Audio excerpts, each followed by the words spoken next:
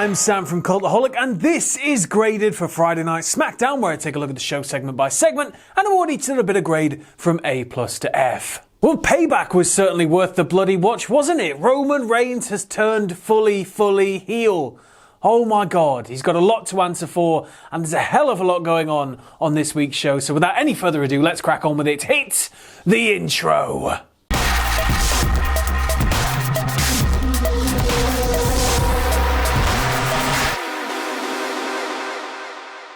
And we kick things off with Roman Reigns heading down to the ring with Paul Heyman. They come out, they pause at the top of the ramp for a little bit, they walk down, and Heyman's like, just when you thought I was out, he pulls me right back in. Roman just stares at the hard cam throughout this entire promo, doesn't break his stare. He just stands there like this.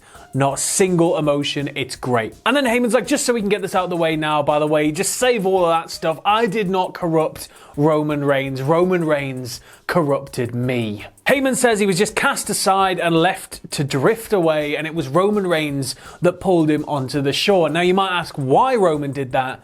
Well, because they did the exact same thing to him. He was fighting a life-threatening disease and nobody cared. He was putting in all that effort and nobody appreciated it. And then when he had to leave, they did what? They gave the belt to a monster and a fiend, and you think a monster or a fiend is a representable face of the company? They're absolutely not. Heyman addresses the fact that Raw are doing a triple threat to find the #1 contender for the WWE Championship, and he says that, well, on SmackDown, for the Universal one, let's do one better, let's make it a four-way. I'm going to read this next bit out because I want to get it just right.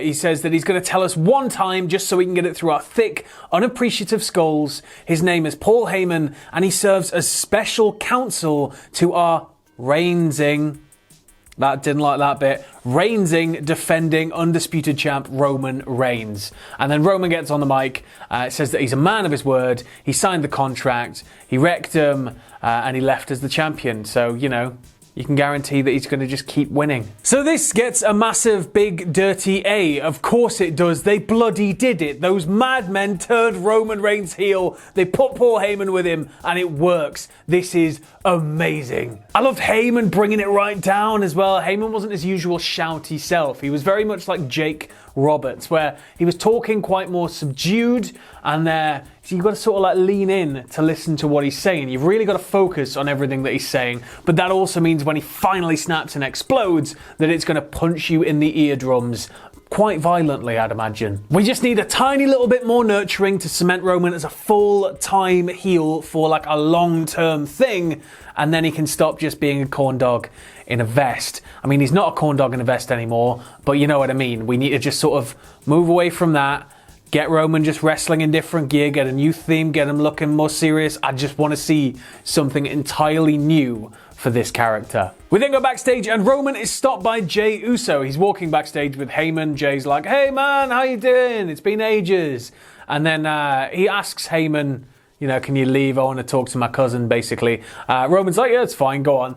And then Jey's like, Heyman, can you trust him after everything he did to you with Brock? And Roman's like, don't worry about it, it's fine, it's all right. He then just sort of blows him off and walks away. And Jey's like, are we going to go grab steak after the show, or all right? And then we go to our first match of the night, which is Heavy Machinery versus Miz and Morrison. Miz and Otis start things off here, with Miz, of course, getting absolutely manhandled. Otis and Tucker then run roughshod for a while over the heels. They trap Morrison in the corner. Otis turns him inside out. They also do that thing I can never remember the name of, where they sort of pick them up and then they like cheers their opponents, like they're clinking two glasses together before slamming them, and then they stand tall going into the break. When we come back from the break, Tucker is trapped in the corner, however, being beaten down by the heels. Otis comes in, cleans house, but it all sort of falls apart when Tucky is launched to the floor. Eventually, Otis just super hulks up, takes on both heels at once, like plants them both out, nails Miz with the caterpillar, and then hits a Vader bomb. Just a big old Vader bomb to pick up the win. Morrison, however, on the outside, thinking quick, grabs Otis's Money in the Bank briefcase and sprints off up the ramp as both baby faces are like, fudge. I'm going to give this one a C+. I was really hoping that this feud would be done, but here we are with John Morrison running away with Otis's Money in the Bank briefcase. It's an interesting one because they've not done much with Otis at all. They gave him it, and it's quite clear that they've run out of ideas, so they just sort of have him with it. I'd like to see him, challenge for a different belt. It doesn't have to be the main belt if that's what you guys are worrying about, but I don't know. Morrison makes sense. It would be like a really heely, opportunistic way to ruin something for Otis.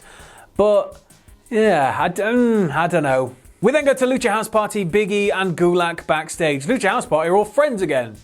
Fine, whatever. Gulak's got a little party hat on. Big E's like super excited and he's like, you know what's happening tonight, everybody? Not only is it Xavier Woods' birthday, but he's returning to do Talking Smack. There's a little bit more conversation and the security guard comes over and he's like, hey, Xavier Woods is here. And Big E's like, yeah, grabs his cake, goes through this door and just gets laid out by Sheamus. Sheamus then beats him down, drags him to a car, picks him up and then plants him into the windshield as a referee stands a foot away and goes, no, don't do it.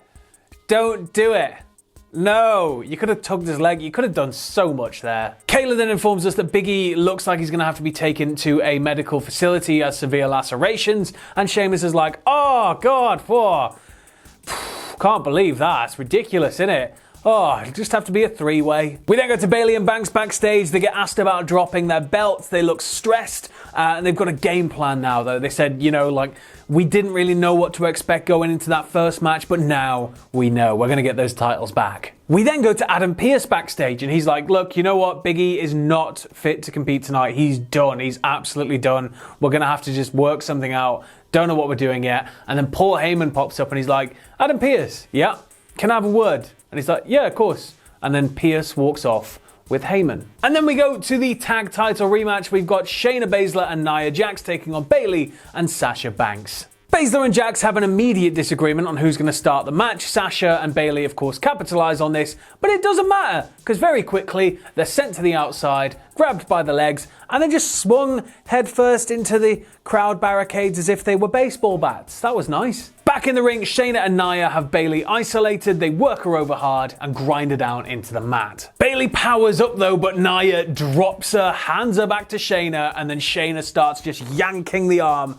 out of the socket, just working over Bayley's shoulder. Banks even has to rush the ring to distract Nia at one point. She gets the tag off that. She even hits Meteora, but it's not enough. Nia is properly not wanting to drop this belt. There's then a sneak tag to Shayna while Banks is on the apron, but neither of the heels have seen it. This then leads to this whole situation with Nia getting duped. She gets thrown around into a position and then gets sunset flip powerbombed with the assistance of Bayley from the apron to the floor. That was nasty. And now the tide has turned. The heels isolate Shayna. Shayna starts going in for the Kirifuda, but it's like, no. They take her, isolate her, and grind her down. They have her in a heap. They drag her out to the apron. She's lying prone against the ring post. Sasha comes sprinting forward to nail her in the face with a knee. Shayna moves. Sasha smashes into the ring post and just obliterates that knee. She's rolling around on the floor outside in agony. She can't carry on. The only problem is that she has to carry on because Bayley isn't legal, so she's got to crawl her way back into the ring,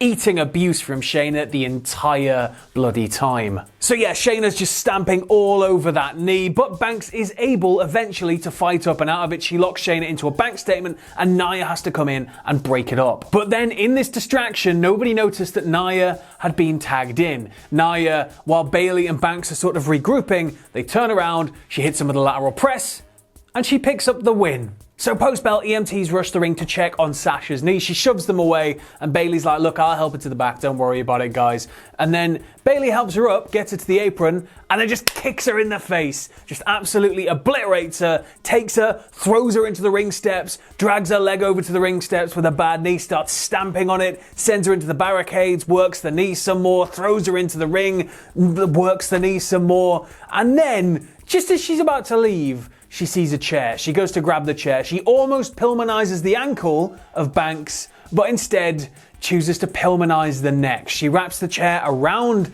Sasha's neck, stands on the turnbuckle, jumps off, and just crushes it.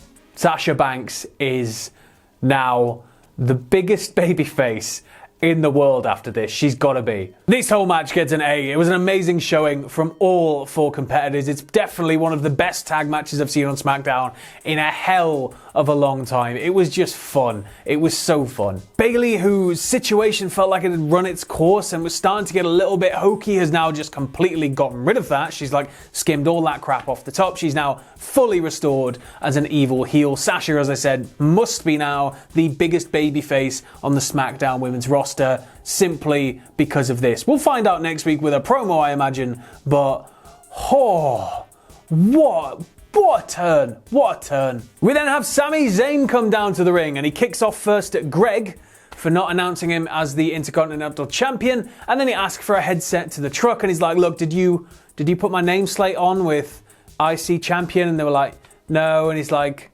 right, okay, I'm really annoyed by that. So Sami's fuming, he's like, you're not taking me seriously. He's immediately cut off by Jeff Hardy, who's like, look man, you didn't have to jump me. If you just wanted a shot of the title, just tell me, just ask. And Sami's like, what do you want about just ask? I'm already the IC champion. And then AJ Styles comes out. So AJ's like, I don't understand what the hell's going on here. I'm the uncrowned champion. That belt was taken from me unfairly. And then there's a little bit more of a rabble. And then AJ smacks Jeff right in the face. Sami's then like, oh, do I leave? Do I not? He's like a bit like a hyena near a lion just mauling a zebra to death. He's like, all right. And he gets a couple of kicks in, then AJ's like, what are you doing? Nails him in the face as well. This get to see, it was simple, it was fun, but it was ultimately nothing more than here is your new Intercontinental Championship feud children. There is then a close-up shot of somebody wearing a pair of light heels with red soles and a fur coat. It looks like somebody's like carrying a fur coat under their arm. All we see is like the feet. It's a full-on Tarantino wet dream of a shot. But they're just walking forward, there's some music, and it cuts off. So we're getting vignettes hyping something. The biggest rumor is that it could be Eva Marie, mainly because she tweeted about it, but I don't know. We'll find out. We then got a heavy machinery backstage, and Tucker's like, Otis, I'm so sorry. I can't believe he's got the case. What are we going to do, man? What are we going to do? And Otis is like, what are you worried about? Like, what are you worrying about, honestly? Like, I don't keep the contract in that one. I keep it in this one. And he pulls out his little lunchbox, and the contract's in there. And then, of course, we get the reverse shot. Smash cut. We go across to Miz and Morrison in their locker room. And Morrison is stood there with the case, and he's like, oh, and it opens it. And then he starts pulling out bags of stuff. There's a whole sandwich, and Miz is like, well done, you've got Otis's lunch. We then go to Roman backstage, and Jey is with him. And Jey's like, you know what, man, thank you so much for getting me this opportunity tonight. I don't think I've ever had an opportunity like this. And Roman's like, look, I have won pretty much everything. Your brothers won a load of stuff. It's time for you to get some respect on your name. And then, of course, because now we have 1,000 segments per SmackDown, we got a Firefly Funhouse. It's not a full-length one. It's sort of more like a teaser for next week. Thank the Lord. But Bray is like, you know what? Yes, I'm sad. I know you're sad too because he lost his favorite toy. But don't despair. Don't worry. Don't be upset about anything because next week we have an all-new guest, like an all-new friend, a new cast member coming to the Funhouse. And then hopefully through simple cinematic rule we can deduce that because the next shot goes to Nikki and Alexa, it's of course going to be Alexa. Of course it's going to be Alexa. We know it is. She's got the dreadlock in her hair and everything. I hope it's Alexa. I don't know what we're going to do if it's not. I look like a right tit. We've essentially got Nikki there. Alexa comes up, apologizes, hugs her, and then leaves. And now it's time for our main event of the evening, which is a 4-way #1 contendership match, and it pits Jey Uso against Corbin, against Sheamus, and against Riddle. So Riddle comes down first, Corbin's out second, Corbin kicks off during his entrance on the ramp, Riddle's having none of it, straight up there, turns into a brawl. Uso and Sheamus don't even get their entrance, they just come flying down and join in with the big rabble. When we start proper, Corbin and Sheamus are just sent straight to the floor, Riddle almost gets a quick roll up, and things really start to kick it up a gear. Riddle hulks up and sends Sheamus to the floor, there's a lot of sending to the floor, it is a 4-way match, I apologise, you're going to hear me say that a lot. But yes, Riddle hulks up, sends Sheamus to the floor, and Corbin almost has him pinned. Jey breaks it up, things slow down to a more consistent pace, and the heels start working him over. Sheamus and Corbin have formed like an alliance throughout the match, but after Corbin gets whiny and complains about the referee counting too slow when he wasn't counting too slow, Sheamus sees a window of opportunity and just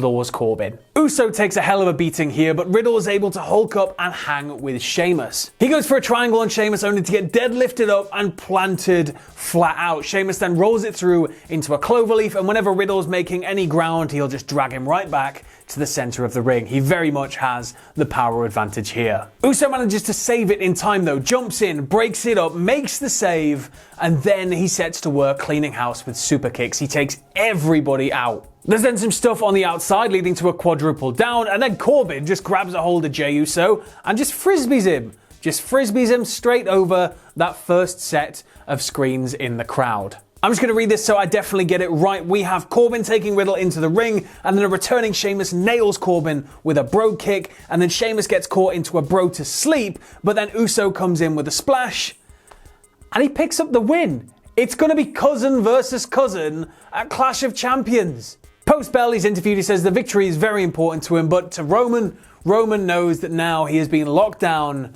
in Uso Penitentiary. I'm going to give this one a B. It wasn't everything I thought it was going to be, but I liked its frenetic nature. It felt a lot more viable as like a real struggle. Nobody really got any featured offensive time without there being some sort of immediate cut-off. Everybody was hungry to win. I like this sort of match. I loved Jey getting absolutely frisbeed over the crowd screens. I thought that was great, and I love the idea that we've now got cousin versus cousin. Jey seems quite skeptical about the whole Heyman thing, and could Roman be teaching him a lesson, teaching him not to ask questions, not to doubt him, by putting him in this situation, having him win, and then murdering him at Clash? Or he could align with him, or even worse, you could have Jimmy align with Roman, and Jey just doesn't get it. Jey doesn't want to be a part of it. In terms of an overall grade for SmackDown this week, I'm going to give it an A-. Now, SmackDown is usually pretty consistent. It very rarely differs in terms of overall grades, simply because they deliver a nice, concise 2-hour show. It doesn't feel like you're going through a slog, even if the week isn't particularly that bad. But this week stood out. This is one of the rare weeks that just blows the others away. It had everything it needed. It had a strong central thread. It had some great matches. It had some great promo work. We have a family potentially being torn apart. We have Sasha and Bayley exploding. We had the swerve with John Morrison and the case. But we've also got this intrigue across all these other storylines, particularly Bray and Alexa, and Bray and this mystery guest that's coming to the Funhouse. What the hell is going to happen there? Oh, I bloody love being a wrestling fan. But anyway, that was graded for SmackDown. What did you lot think of it? Let me know in the comments below. As always, I've been Sam from Cultaholic. Stay safe, and I'll see you soon.